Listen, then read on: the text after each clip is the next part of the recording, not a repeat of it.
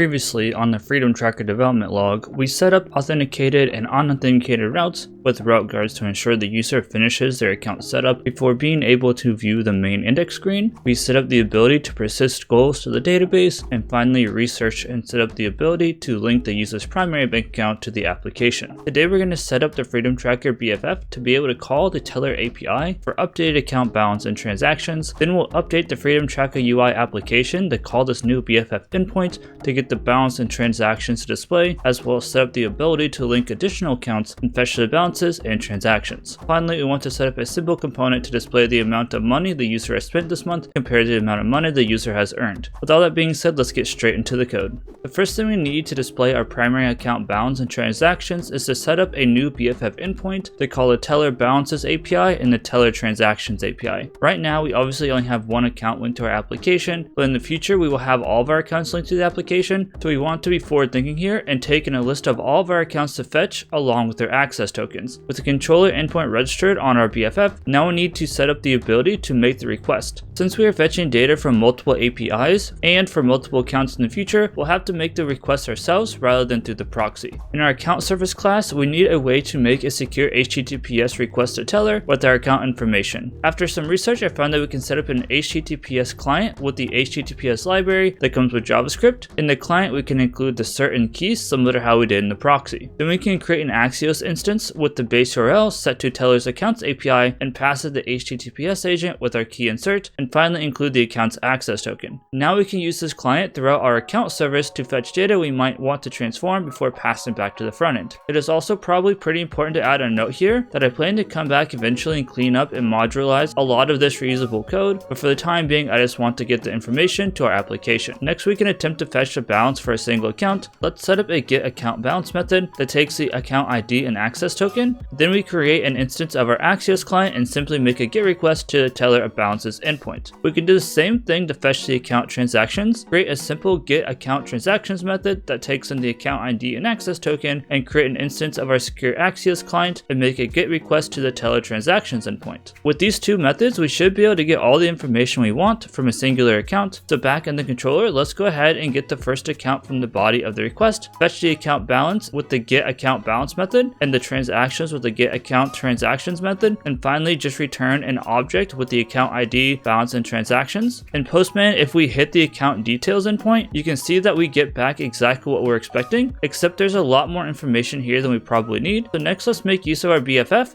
and transform the data before sending it back to our client. Let's first take a look at the balances API response body, primarily because it's much simpler and we will be using much less information from it. The balances API returns an object with an account ID, which we obviously already know. It also includes a ledger string, which is the total balance of the account. The available property is a string that displays the balance that's actually available to be spent. And finally, it includes an object of links to different endpoints, which we also already know thanks to the teller's API documentation. From this endpoint, I'm thinking that we just pull out the available balance string, which is technically knowable, so we might also want a fallback to the ledger just in case. Next, let's take a look at the transactions API response body, which has a lot more going on. Once again, we get access to the account ID, which we already have. Then we can get the amount, which is a string indicated the positive or negative amount of the transactions. The date is pretty self-explanatory. We get a string for the description of the transaction, as you would see on the big statement. Then we see a details object that has information about the status of the transaction, the category if it's possible to categorize, and a counterparty, which is where the money came from or went to. Outside the details object, we get another status string, the ID of the transaction itself, more links, and finally the running balance of the account after the transaction and the type of transaction. Like I said, this is a much more exhaustive list, and we probably only need a few pieces of information from here. For our use case, we most definitely want to grab the transaction ID, which we want for obvious reasons, but also a less obvious one in that the transactions API includes pagination parameters, so we can also request to get all the transactions after a specific ID to reduce our workload. Next, we obviously want to access the amount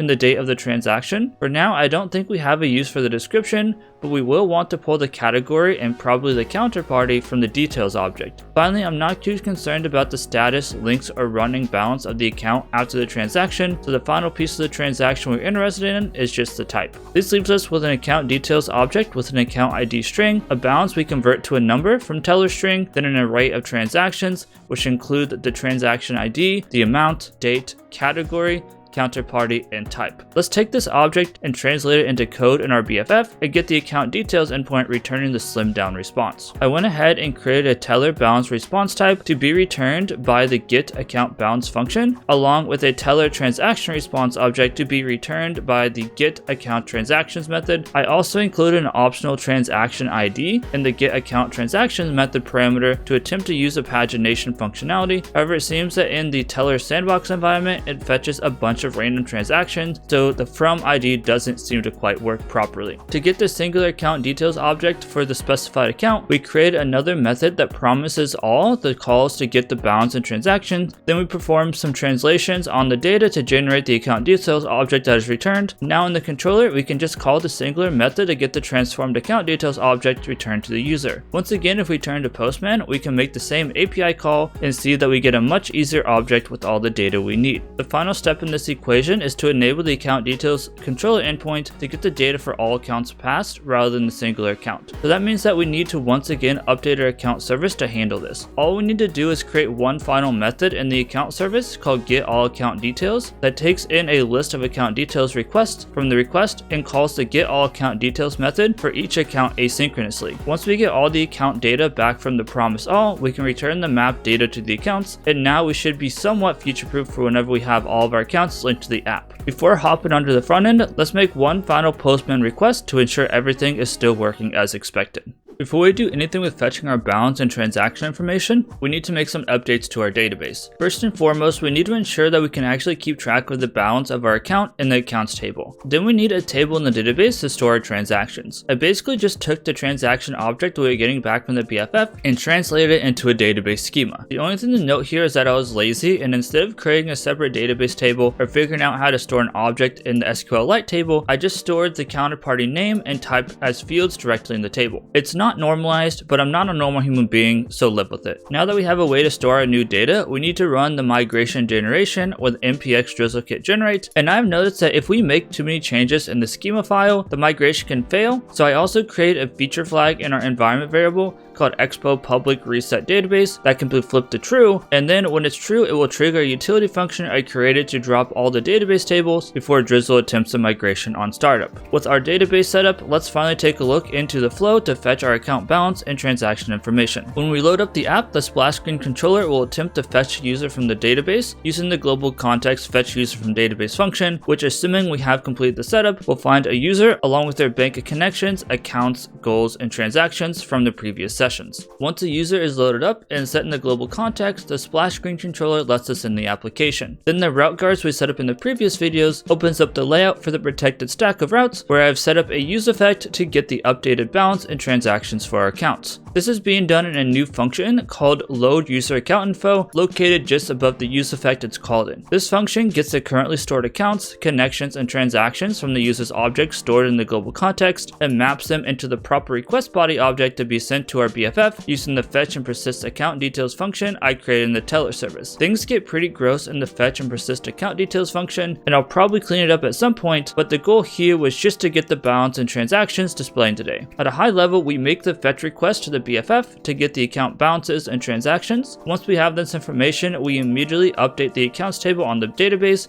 with the account's new balances. The transactions get a little bit more complicated. This is because we are passed back an array of account details objects which store arrays of transactions. Because of the response structure, we had to get a little nasty with a double map streamed into a flat map to transform all the account details transactions into schema transactions and then store them into a single array. Once we have all of our transactions, we create a new array so we can append all the new transactions with the ones the user already had. However, I went ahead and set up another feature flag to turn on and off the ability for our application to actually persist these new transactions, because once again, when we are in the teller sandbox environment, the pagination functionality for only fetching transactions after a certain ID does not work properly. So then if we refreshed our application over and over again, it would end up just duplicating transactions and we have a whole bunch of extra ones. Once we have our accounts persisted and our transactions to view, we return them back to the load user account info function where we update the user object and set the loading state back to false. That way, in the index page of our protected route stack, we can display the balances of our bank account and map to the list of transactions to be displayed on the front page. Now that we have an account balance showing up and transactions loading, the final piece of work I want to accomplish in this video is displaying our earnings versus how much we are spending month to date, and set up the ability to link the remainder of our accounts. That way we are ready to finish up the remaining logic goals in the next video. Coming into this, I had a pretty simple plan laid out. I was going to create a new generalized button to open the connect account screen from anywhere in the app. I was going to pass a URL param to the connect account screen to tell the app where to navigate back to after we store an account. And finally, I was going to make some small modifications to the fetch and persist account details function and protected index page to be able to display the extra bank accounts. However, things did not go to plan, and I found myself in a multi-hour refactor with things going wrong left and right, and we can get into those different things that went wrong if we have time at the end of the video. But for now, let's see what work was put in to get all the accounts and their transactions showing on the overview screen, as I think we'll go ahead and call it. We were able to successfully accomplish step 1 of my original plan by creating a new component we called the link account button, which is just a touchable opacity that renders whatever children you pass it, and also takes in an on-press handler to set up the navigation to the connect account page. In the setup page, we simply replaced the original touchable opacity with the new button and rendered the same children elements, and we also updated the open connect account function to include a redirect param when we navigate to the connect account page. Then once we wrap up connecting the new account, we'll use the redirect param to bring us back to the setup screen to store everything. And this small change worked for the setup page. However, we quickly found that the connect account screen was too tightly coupled to the setup page, and we need to start our first round of refactoring. To uncouple the connect account screen in the setup page, we basically reworked the connect account screen to make it much simpler and pass the responsibility to store the account information to the screen that opened the connect account screen instead. Now what is happening is when the handle enroll function gets called, we get the callback data and store it in a new local variable called enrollment data. When the state variable is updated from undefined to having enrollment data, a user fetch gets re-triggered and calls the updated get accounts function. Once again, the get accounts function is simplified just to get the accounts with a call to the BFF, and once we get them, we store them in a new connected account state variable. When these accounts are loaded, our screen renders the same list of accounts we have in the previous video. What's different here is that we update the select account function whenever we click on one of the accounts in the flat list. Now we take the enrollment data and the account we selected and stringify them to be sent back to the redirect page as a parameter we call callback. We also make sure to clean up the enrollment data and selected accounts before navigating back to the original page. The reason behind setting the logic up this way is because we are getting some strange behavior when attempting to complete the user setup. When we're updating the context user directly on the connect account screen and navigating back to the setup screen to complete setup, the complete setup button would store the information, but the application would navigate us back to the connect screen instead of the protected index screen, no matter what we did. Since we are now passing the enrollment and new account data back to the screen we started on, we had to update the setup screen component to save this enrollment and select account information. To do this, we just updated the use effect near the top of the screen and checked to see if we received a callback parameter. And if we did, we just parse it back to an object and store the enrollment and selected accounts and new state variables. We can use the new selected account variable to display to the user that they have successfully connected to their account, and then we can also use the enrollment and selected account variables to clean up the handle submit user information function a little bit, but for the most part the logic is the exact same from the previous video. After we successfully create the user in the database and have an enrollment and account information persisted, we are back on track to navigate to the protected index page where we fetch the account's balance and transactions. And if you haven't forgotten by now, the point of these code changes were actually so that we could connect multiple accounts, and we are just now ready to throw the link account button at the top of the protected index page. The link account button is simply set up to display the text link another account, and the on press simply navigates us to the connect account screen with the redirect set to /app, which brings us back to the protected index. Once again, the connect account screen will pass as a callback parameter when it's done getting the account information, and we check for this in a use effect on screen loadup. If the callback parameter exists, we call the persist new connection and account function we created at the top of the components. Here we unfortunately have some duplicated logic that I'll have to pull into some utility that basically takes the enrollment and selected account and maps them and stores them in the database for us. Then we have more duplicated code from the layout component that maps the accounts, enrollments, and transactions into the correct account details request object to fetch any new transactions and balance for the original account, along with the transactions and balance for the newly connected account. We use the mapped request object to call the teller service, fetch and persist account details, and finally update the context user object with the updated accounts, the new connection, and the updated transactions. transactions. We also updated the TSX for the page itself to map through all the bank accounts stored in the user object rather than just simply displaying the first bank account's information in the list. Now at this point, we are finally ready to set up one final component, take in all the transactions we have fetched, and get the month-to-date spending summary to display above the transactions. In the background, you see me setting up a simple component to display the amount of money the user has spent versus how much they have earned. And this is not an official design, it's just something I threw together very quickly to be able to view the information, so keep that in mind for now with not how great it looks at the end here. But while we worked on the component to display our spending versus income, I wanted to take a quick second to chat about the difficulties I ran into while trying to set up the transactions for multiple accounts and how I plan to navigate the issue while building and testing the application before connecting my live accounts. The issue I was running into stems from the fact that when you are in the sandbox environment of Teller and you make a request for transactions and balance information from an account, it fetches random transactions with random transaction IDs. Since it does this, when you attempt to pass the transaction ID you want to fetch from, most of the time it doesn't exist, so then you just fetch a bunch of new transactions and possibly some duplicate ones, which really muddies up the data. Now, there are two solutions to this. The first solution would be just to not store any transactions in our SQLite database and request all the transactions each and every time we reload the application. The reason I don't like this solution and don't want to go with this solution is because eventually I'm sure you'll lose transaction data, because obviously they aren't going to send back every transaction of all time for your account, and for records and possibly generating charts or whatever else, I'd like all the transactions forever. And the other issue is that you're just straight up transferring a lot of data for each request. Why do we need to be passing back hundreds of transactions to the front end if we have no new transactions? I'd rather just return the new transactions